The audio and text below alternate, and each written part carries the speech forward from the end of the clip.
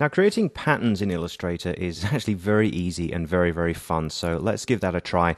What we'll do is we'll switch back over to our CMYK document. Now, remember, I've got this set to full screen, okay, so we've got no tabs across the top here. So Command and tilde on the Mac, Control F6 on the PC, will allow me to switch back and forth between the two currently open documents, okay? RGB, CMYK, all right?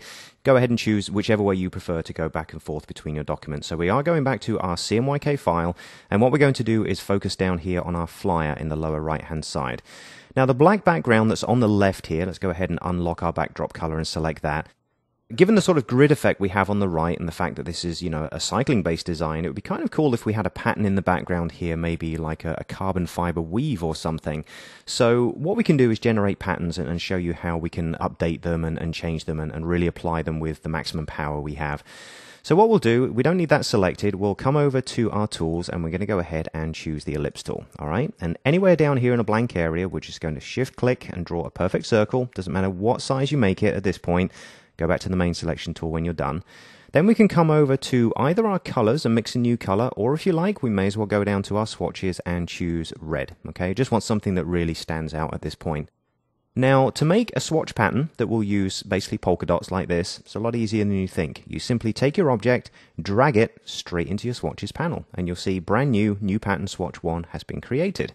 So to apply it, simply select our background shape over here, come down and click on your swatch. Now, do double check, because it is possible. Do make sure that you have the fill icon selected here in the color panel or over here in the tools panel, because you can apply patterns to strokes and you may wonder, why didn't that show up? Double check if that's the case.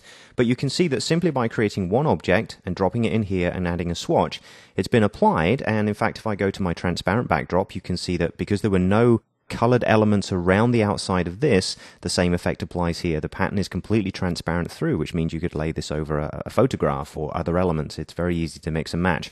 But the downside to this is the shapes have been applied edge to edge, and we really would like it maybe if there was a gap around the outside, and therefore we would see that reflected and all these circles would be separate. Well, we can do that as well.